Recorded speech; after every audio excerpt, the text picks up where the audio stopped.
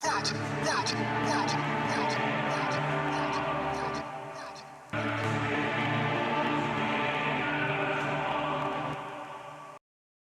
Parsons, the sorcerer of the rocket age. The story of Jack Parsons does not begin with the space race or the jet propulsion laboratory.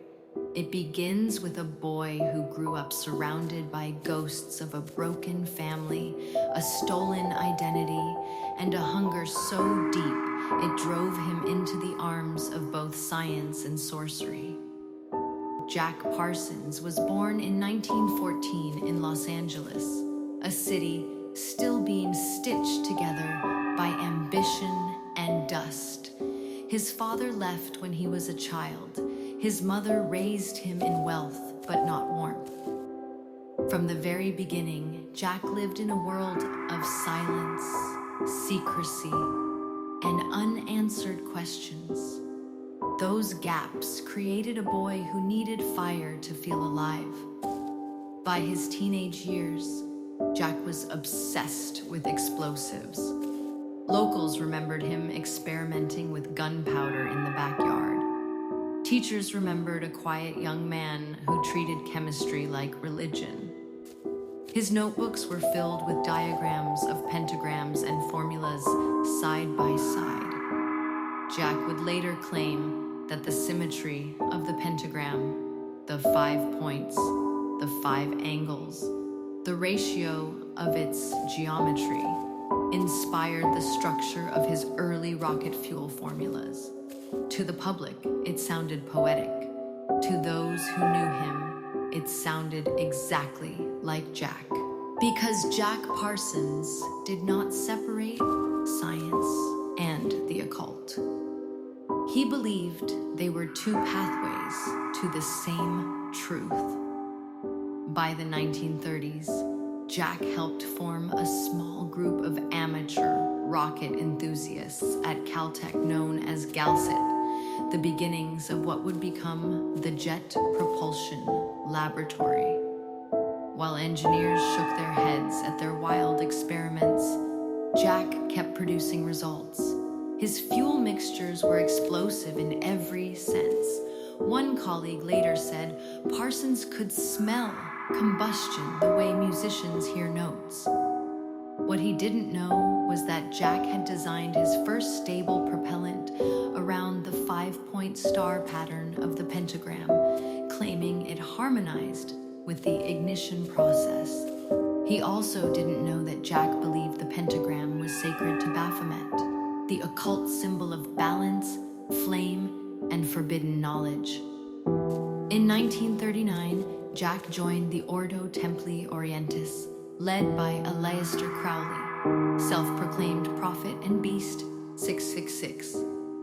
Crowley took an immediate interest in Parsons, praising his potential while quietly exploiting his devotion.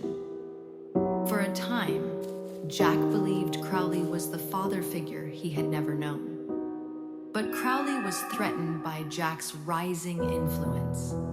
As Jack's reputation grew, Crowley's letters turned cold. The betrayal crushed him. Scientifically, Jack was rising. Spiritually, he was being torn apart. This was when the rituals began. Neighbors reported strange lights in Jack's Pasadena mansion. Visitors recalled circles drawn on the floor. Jack claimed he was summoning his holy guardian angel. But privately, he wrote that he was calling something else. Something he called the flame that watches. He wrote that he felt a presence during his invocations.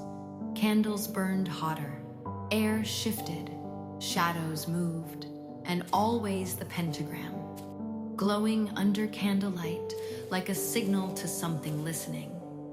By 1952, Jack Parsons was a man losing grip on everything but fire. The day he died, he was working in a small laboratory behind his home. Official reports say he dropped a can of explosive material, that it detonated on contact. that it was a tragic accident. But witnesses described something different. The blast wasn't like a normal explosion. It flashed red, deep, low, unnatural. One neighbor compared the sound to a giant sigh. Others claimed the air smelled strangely sweet, not chemical. Jack survived the initial explosion. Witnesses said he looked calm. A man swore Jack whispered something before dying. Some said it was a prayer, others a name. One insisted Jack said, "You came back." Jack Parsons lived at the crossroads of science and sorcery. His mind was calibrated to the pentagram. His soul was tied to fire. When a man spends his life calling to something, the universe has a way of letting it answer. Some tragedies are not born from evil. Some are born from loneliness. Jack wasn't trying to summon a demon. He was trying to summon company.